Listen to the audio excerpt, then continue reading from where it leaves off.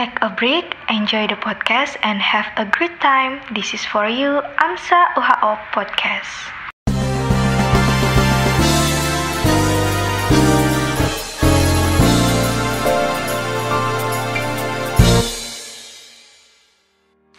Halo people of Tomorrow, selamat datang kembali ke AMSA UHO Podcast. Jadi sebelumnya kenalkan saya Fawas yang akan menjadi host pada podcast kali ini. Dan tentunya saya nggak akan sendirian nih, saya akan ditemani oleh teman saya. Kenalin, aku Bintang. Nah, di sini aku akan nemenin Fawas sebagai co-host pada AMSA Podcast episode kali ini. Jadi nih Fawas, hari ini kita mau bahas apa nih? Jadi pada hari ini kita akan membahas topik yang sangat menarik dan tentunya bermanfaat. Nah, hari ini kita akan membahas tentang mungkin yang biasa teman-teman orang awam itu sering bilang usus buntu atau ini biasa dikenal dengan nama appendicitis. Gimana nih? Pernah dengar nggak tentang appendicitis ini? Appendicitis atau usus buntu ya? Kayaknya sih kalau masyarakat umum, aku di kampung juga sering sih dengar teman-teman banyak kena yang usus buntu. Banyak juga dengar katanya kalau makan mie banyak-banyak bisa jadi usus buntu nantinya. Tapi ya banyaklah mitos-mitosnya. Wah, benar banget nih. Jadi hari ini kita akan membahas tentang appendicitis dan bagaimana gejala-gejalanya, terus bagaimana pencegahannya, dan tentunya di sini kita tidak akan membahasnya berdua saja. Jadi kita ada tamu spesial yang akan kita undang pada podcast hari ini. Siapa nih, Bin? Nah, our special guest untuk AMSA Podcast kali ini yaitu kita kedatangan Dr. Eko Krahmadi, spesialis bedah. Selamat sore, dokter. Selamat sore, assalamualaikum warahmatullahi wabarakatuh. Fawas dan siapa? Bintang. Bintang, Ya, oke. Gimana ya dok, kabarnya dok? Alhamdulillah sehat. Gimana kesibukannya akhir-akhir ini dok? Ya, lumayan sibuk. Oke. Jadi mungkin kita nggak usah berlama-lama lagi dok. Mungkin kita langsung masuk ke pertanyaan pertama nih dok. Oke. Jadi sebenarnya appendicitis atau usus buntu ini sebenarnya apa sih dok?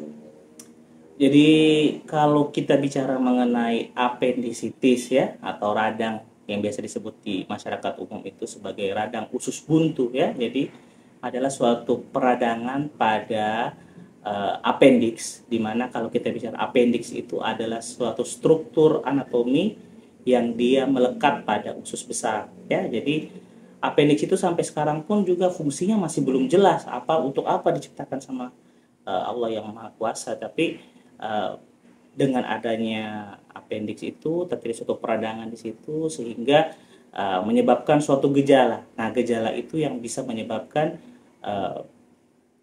komplikasi-komplikasi lebih lanjut jika tidak ditangani dengan baik gitu. Jadi itu ya dok, pengertiannya appendicitis atau usus buntu. Nah kalau boleh tahu nih dok, jadi gimana sih bisa terjadinya usus buntu gitu? Ya, jadi kalau appendicitis itu atau radang pada usus buntu itu terjadinya atau patofisiologinya begini. Kita kalau bayangkan appendix itu seperti sebuah tabung. Ya, jadi seperti sebuah tabung. Dimana tabung itu kalau misalnya tabung itu tersumbat, ada yang menyumbat, maka dia akan terjadi pembengkakan pada tabung tersebut. Saluran tersebut menjadi bengkak sehingga menyebabkan karena dia tersumbat, bengkak, akhirnya terjadi inflamasi atau peradangan, ya. Peradangan yang berlangsung lama kelamaan akan menyebabkan ada sumbatan daripada pembuluh darah, sumbatan daripada pembuluh limfe sehingga menyebabkan aliran darah yang harusnya masuk sampai ke ujung daripada appendix tersumbat ya. Karena dia tersumbat akhirnya usus buntunya mengalami suatu proses infeksi dan iskemik ya.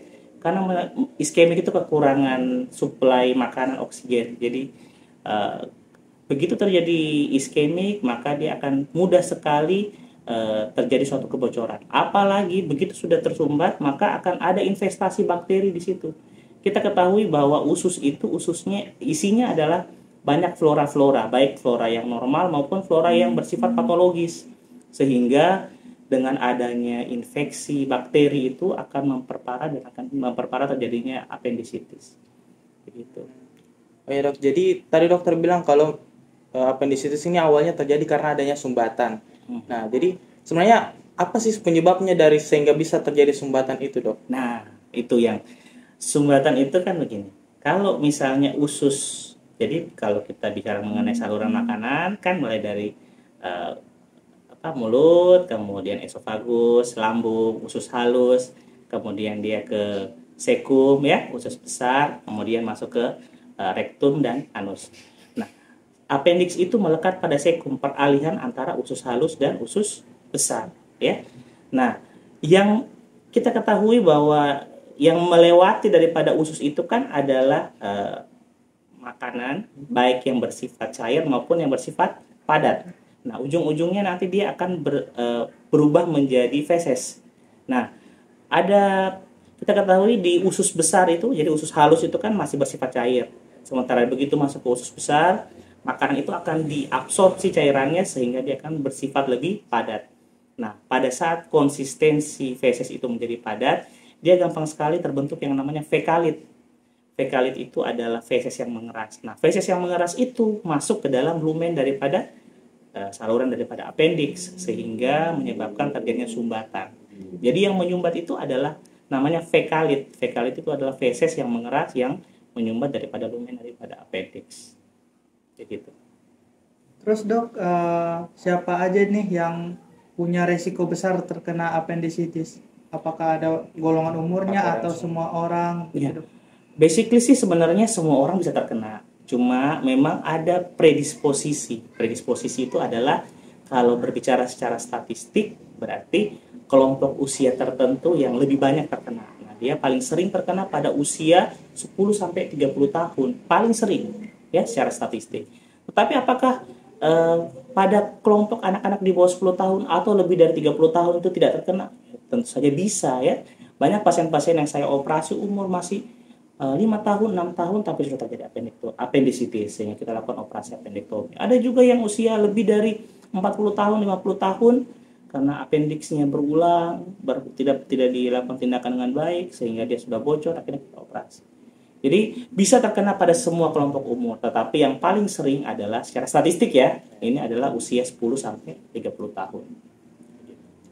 Dengar nih teman-teman. Jadi semua orang bisa beresiko terkena appendicitis ini. Jadi hati-hati.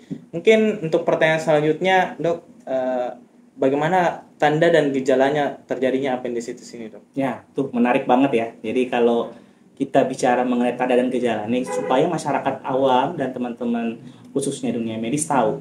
Jadi pada prinsipnya nyeri appendicitis itu pada fase awal nyerinya itu adalah di ulu hati.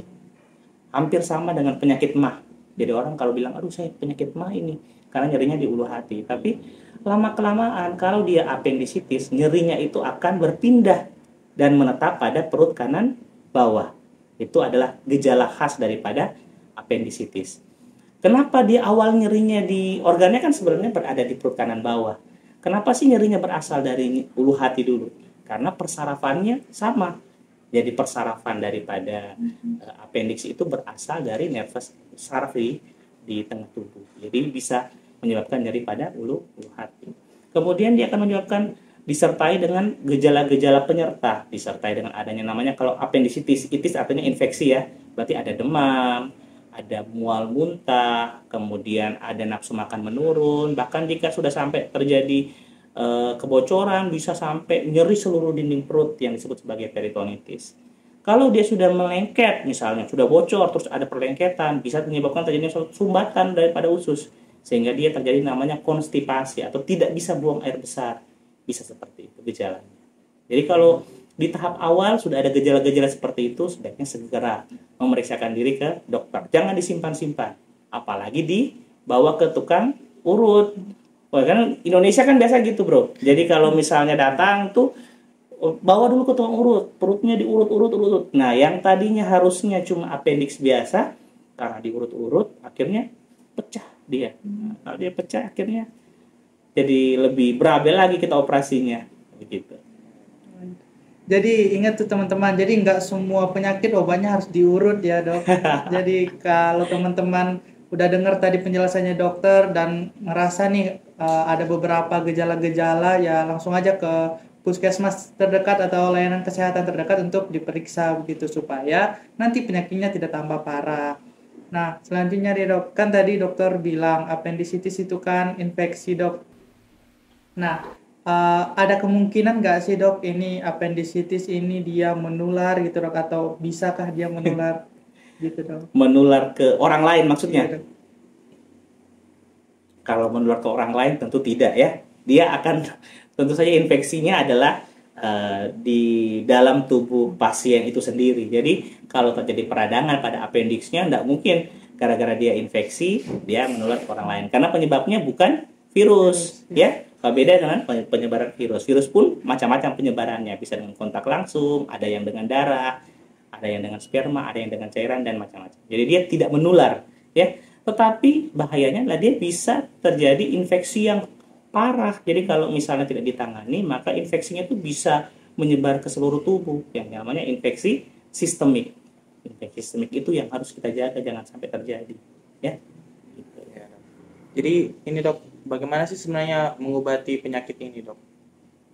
Mengobatinya, ya kalau kita berbicara mengenai terapi ya. Terapi daripada kalau sudah nih ada pasien datang udah terdiagnosis, oh ini appendicitis ya, dari pemeriksaan ya kan. Kalau pemeriksaannya pasti pemeriksaan dari appendix itu kan, kalau kita mau mendiagnosis appendix mulai dari anamnesis ya, anamnesis ada nyeri perut kanan bawah, ada demam dan lain sebagainya. Kemudian dilakukan pemeriksaan fisis. Pemeriksaan fisisnya ya pasti pada saat kita pemeriksaan ditekan perut kanan bawahnya nyeri, yang disebut sebagai McBurney sign positif.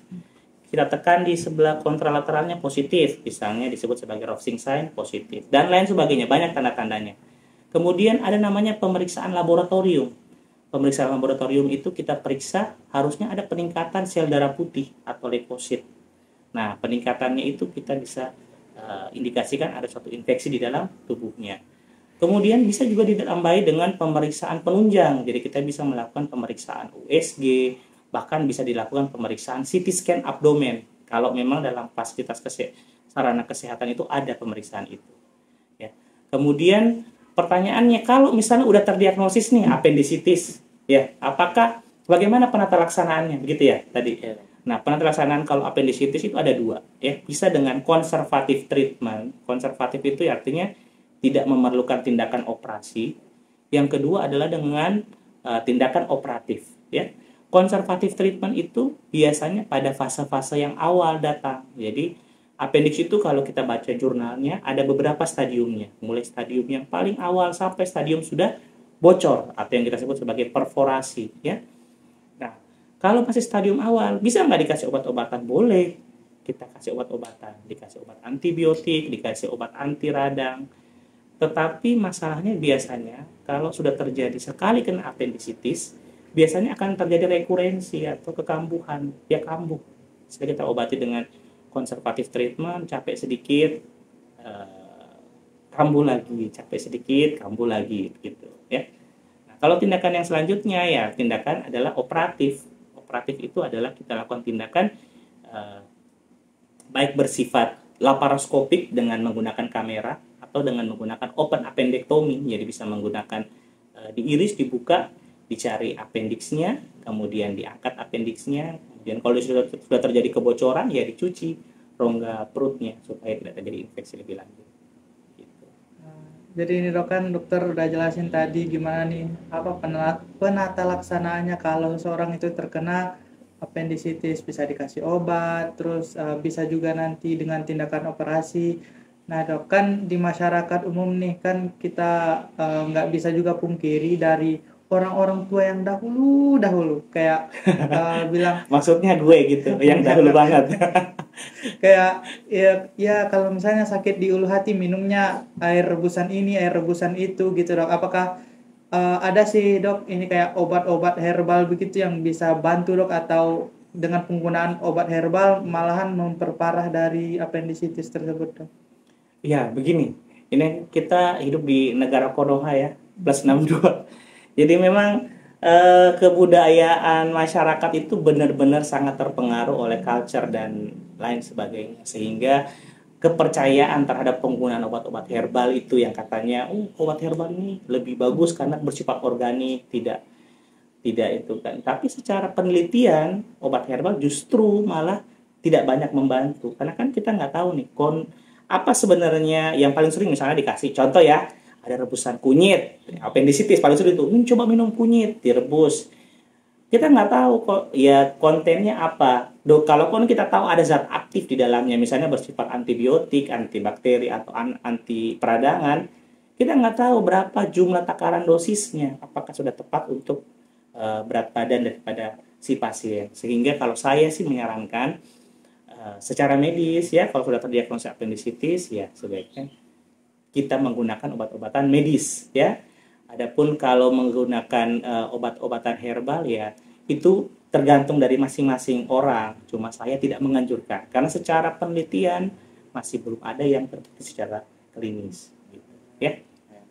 Berarti dengar nih teman-teman. Jadi jangan sembarangan minum-minum obat gitu. Kalau misalkan sudah di diagnosis misalkan terkena appendicitis tapi takut operasi apa segala macam, terus lebih pilih untuk pengobatan herbal, justru bisa jadi berbahaya buat teman-teman.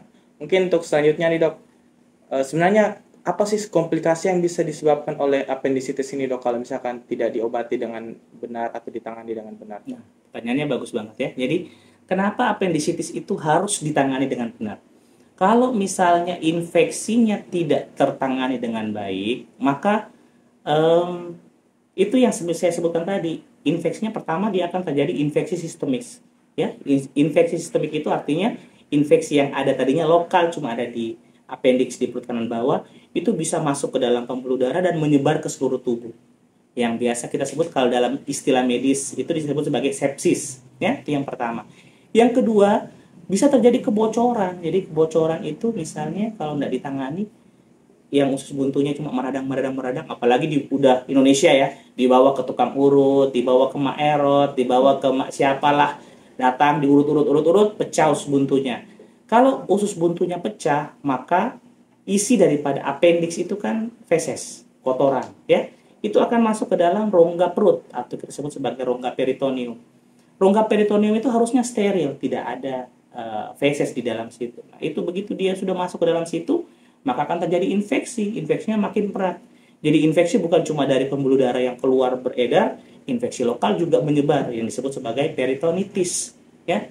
Nah, peritonitis sebenarnya tubuh itu punya pertahanan, ya. Begitu sudah ada kebocoran, maka tubuh itu punya pertahanan. Dia akan menggerakkan, ada pembungkus ususnya. Dia akan berusaha untuk melokalisir infeksi tersebut sehingga terjadi suatu kantung di situ yang disebut sebagai abses, ya, atau disebut sebagai periapendikular infiltrat. Dia terbentuk infiltrat.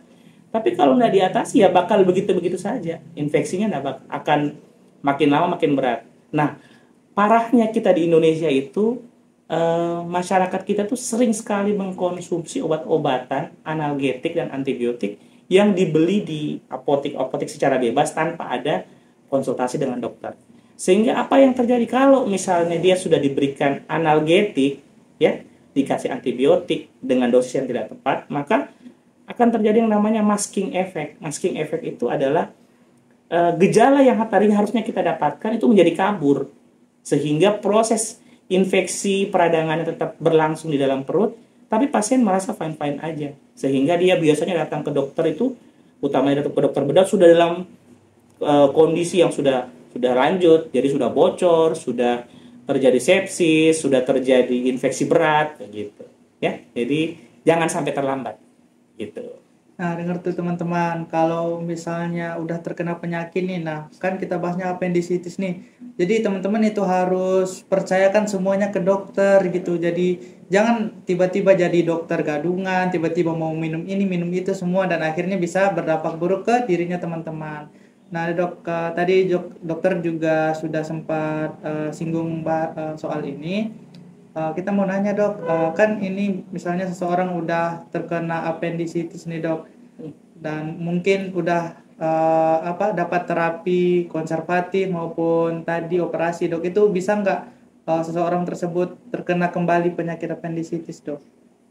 Kalau dilakukan tindakan konservatif, ya, konservatif artinya nggak dioperasi ya, obat-obatan nih. Bisa nggak dia kambuh lagi? Bisa, pasti. Misalnya kayak saya bilang, ya dia bisa kambuhan. Bahkan ada yang sampai sebulan bisa 2 kali, bisa dalam 3 bulan, 2 bulan sekali muncul, 2 bulan sekali muncul. Kalau terlalu capek muncul, terlalu capek muncul. Nah, yang jadi pertanyaan biasanya adalah kalau misalnya nih pasien sudah dioperasi, sudah dilakukan tindakan appendektomi, udah dipotong apendiksnya, bisa nggak dia muncul lagi? Nah, ada beberapa kasus dia bisa muncul. Penyebabnya kenapa? Karena begini, pada waktu kita melakukan tindakan operasi, ya, ini tindakan operasi, dokter bedah yang melakukan tindakan operasi itu kantung yang dipotong masih panjang. Appendix itu kan kayak cacing begini, misalnya ya, modelnya kayak agak panjang. Harusnya pada waktu kita melakukan appendektomi, yang kita potong itu benar-benar dipangkal daripada sekum. Sekum itu peralihan usus halus dan usus besar. Usus halus dan usus besar. Harus benar-benar dipangkal supaya tidak ada lagi lumen yang tersisa. Nah, kalau kita memotongnya agak lebih ke bawah sedikit, ke distal namanya ya, lebih ke distal sedikit, maka akan ada sisa daripada appendix yang tersisa. Sehingga begitu ada fekalit yang mau masuk lagi ke situ, tersumbat lagi, akan terjadi lagi. Cuma kasusnya memang jarang. Biasanya sih kalau dokter-dokter di Indonesia sih jarang ya. Cuma memang saya lihat di beberapa jurnal ada beberapa yang terjadi kasusnya. Even itu jarang banget terjadi. Saya kok udah dioperasi appendix dok, kok bisa muncul lagi appendixnya? Apakah dia bertumbuh atau appendixnya? Bukan. Pada waktu dipotong, appendixnya masih ada sisanya, terlalu panjang dipotongnya. Gitu, ya. Ngerti nggak maksudnya? Ngerti. Oke, sih. Mungkin pertanyaan selanjutnya nih dok. Kita masuk ke mitos atau fakta dok. Waduh, mitos atau fakta. Jadi gini dok, kan biasanya terutama kayak saya sama teman saya Bintang ini kan anak kos nih dok, jadi sering makan mie instan gitu. Saya juga sering makan mie instan di kamar operasi. Jadi yang kita mau tanyakan nih dok, kalau misalkan sering makan mie instan ini kan biasanya orang durung dulu bisa cerita-ceritanya bisa sampai usus buntu apa segala macam. Sebenarnya ini karena sering makan mie instan ini bisa sebabkan appendicitis atau tidak dok? Nah, sebenarnya mie instan itu adalah kan makanan-makanan yang instan itu kan yang ditakutkan bukan karena mie instannya ya. Karena satu pengawetnya, kedua dia adalah makanan yang tinggi garam sehingga dia bisa menyebabkan penyakit-penyakit yang lain, bisa gangguan ginjal, bisa menyebabkan kanker dan lain sebagainya. Kalau kita kaitkan apakah kita makan Indomie terus kena appendicitis? Nggak ada pengaruhnya. Apa hubungannya? Orang makan Indomie terus kena, seperti yang tadi saya jelaskan. Jadi yang menyebabkan terjadinya appendicitis adalah fekalit. Fekalit ini kan bisa berasal dari mana aja, bukan cuma dari Indomie. Kita makan nasi bisa jadi fekalit. Kita makan sayur bisa jadi fekalit. Kita makan ubi bisa jadi fekalit. Kita makan Indomie pun bisa jadi fekalit. Jadi semuanya bisa. Cuma Indomie itu ya yang kita takutkan adalah dia punya pengawet satu ya. Yang kedua dia punya makanan karena dia kaya akan garam, tinggi garam ya, sehingga bisa menyebabkan gangguan, biasanya gangguannya ke ginjal ya. Jadi sebaiknya jangan sering-sering makan Indomie ya. Meskipun anak kos sering makan Indomie pasti ya. Kamu berapa kali seminggu makan Indomie? Mungkin Jujur. ya seminggu mungkin dok ya 3 kali 4 Seminggu kali. 3 kali ya, masih kalah sama saya. Saya setiap hari makan Indomie. Berarti mitos ya dok? Mitos aja itu ya. Terus nih dok, kan ada juga dulu saya pernah dengar nih dari orang tua tetangga nih bilang kayak, ih jangan makan makanan yang banyak biji-bijiannya, nanti bisa usus buntu, kayak nanti kalau sering makan cabai nanti usus buntu lah, sering makan semangka sama bijinya bisa usus buntu lah, dan lain-lain gitu. Gimana? Aduh ya sih lah, bener sih ya. Salam. Jadi itu yang saya bilang. Saya ini mungkin operasi appendektomi itu sudah mulai dari ada sekitar dari ribuan kali ya kita operasi appendektomi itu. Nggak ada tuh saya dapatkan biji lombok di dalam appendixnya. Yang ada kita dapatkan ya fekalitnya ya, atau biji semangka utuh di dalam situ nyumbat atau apa gitu. Jadi yang ya, tapi kalau misalnya kita makan semangka ada bijinya, jangan sengaja ditelan juga bijinya ya. Kalau bisa dibuang ya dibuang, jangan dimakan ya. Kalau makan lombok ya, kalau memang kan yang dibutuhkan lombok apanya sih? Sensasi pedesnya kan, nggak harus makan bijinya kan, ya udah gitu aja.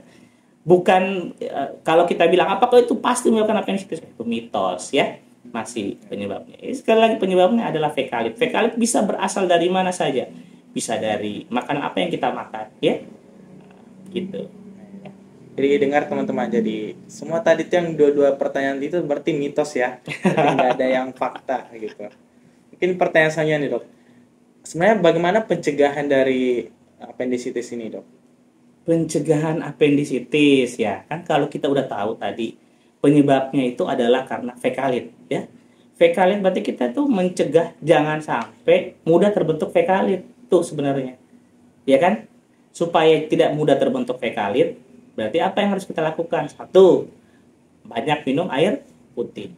Kalau kita banyak minum air putih, maka konsistensi daripada feses kita tidak akan keras, sehingga dia tidak gampang terbentuk fekalit.